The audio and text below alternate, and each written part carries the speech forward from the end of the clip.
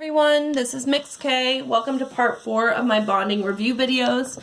In this video, we are going to be covering naming binary molecules. So these are molecules that have been covalently bonded. And when I say binary, bi means 2.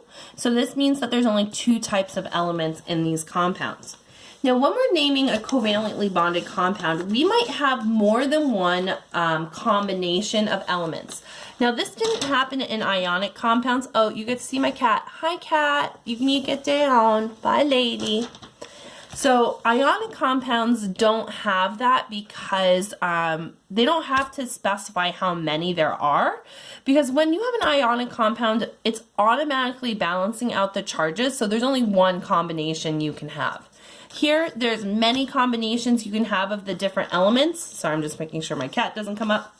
So that means we need to put these prefixes in front so that we know how many of each element there are.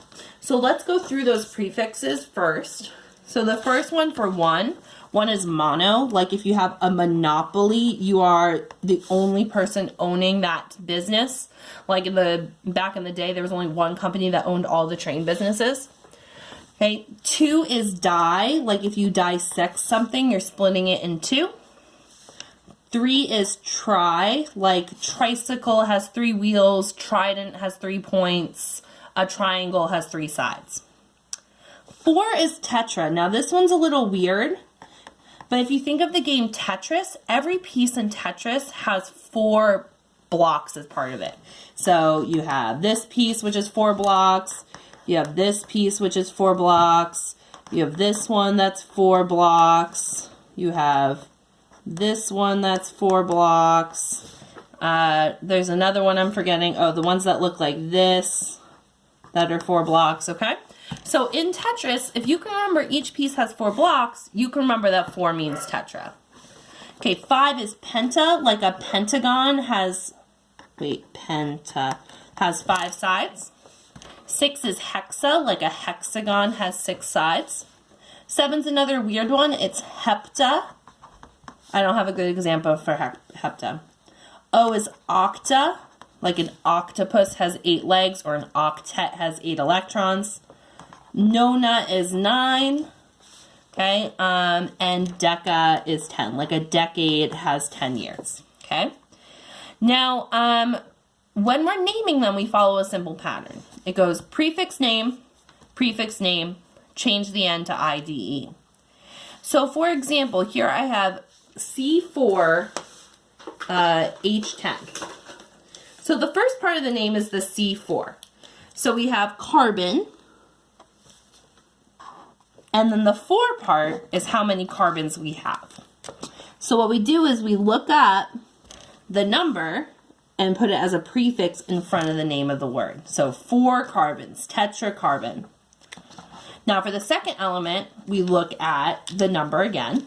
So we have H is hydrogen. Now the only difference to the name is we change the ending to IDE, ide. And then the number goes before it. So decahydride. So it's kind of like we flip-flopped the number and the letter.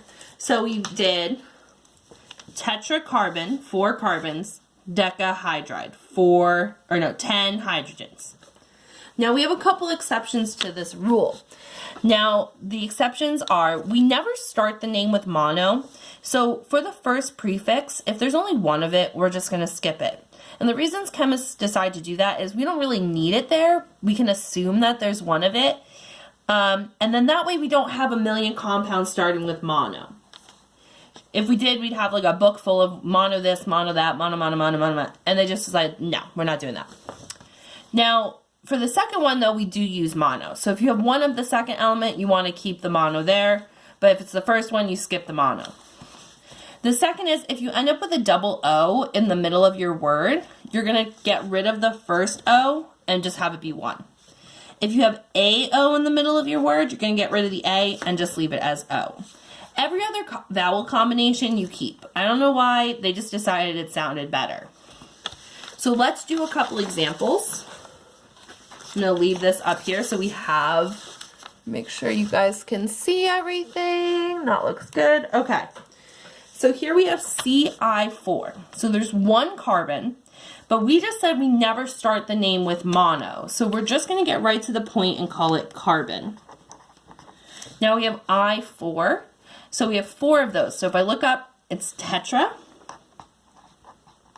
And then iodine becomes iodide. IDE at the end.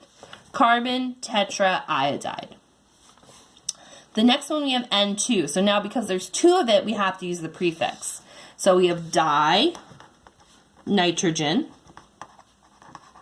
2 nitrogens, then O5. So now if I look up here, 5 is penta, O is oxide. Now here's one of our exceptions to the rules. I have AO here, we get rid of the A. So if I rewrote it, it would be pentoxide, okay? CN. So we have 1 C, so we skip the mono, so we just get right to the point, we write carbon.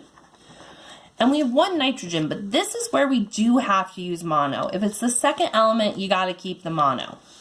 So we have mono nitride. We change that ending to IDE each time. Okay, make sure you guys can all still see this. Okay, next one, P2S3. So we have 2 P's. So if I look up here, I have diphosphorus. Phosphorus. And then 3 sulfurs. So trisulfide. IDE at the end. Okay, I want you to pause the video and try these next couple on your own. At the bottom, you'll see I've given you the name. I want you to try and work backwards. So give it a pause, try these out, and then in a second, unpause your video after you've given them a shot, and then we'll go over them. Oh, it looks like you guys can't see. Let me focus it. There you go. Okay, so let's go over those now. So O6P7. So 6 is hexa. And then we have O is oxygen. Now here I have that problem again. I gotta get rid of the A. Can't have AO. So hexoxygen. 7 is hepta. Phosphide. Now if you notice, I've done a bunch of different elements here, so if you get stuck on the homework, you can go back here and see how I've changed the ending. C2F6, so di-carbon, 2 carbons, hexafluoride. Okay, H2O, so this is the fancy way we name water. 2 H's, dihydrogen, 1 oxygen, so we have to use mono, monoxide. So here's one of our exceptions again. It can't be monoxide because if you pronounce this, it'd be like monoxide, and we want it just to be monoxide, so we get rid of that O there. Okay, PN. We only have 1, so we skip the mono. Get right to the point. Phosphorus. 1N. Mononitride. Okay, if we work backwards, we have carbon. Now there's no prefix. Oh no, you guys can't see. Any better? Okay.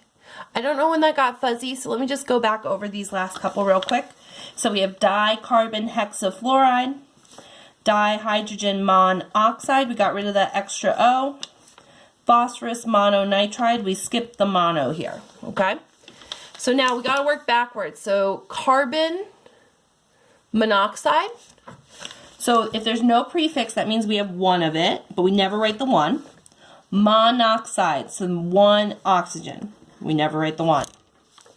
Disulfur pentoxide. So di means 2, so I have S2.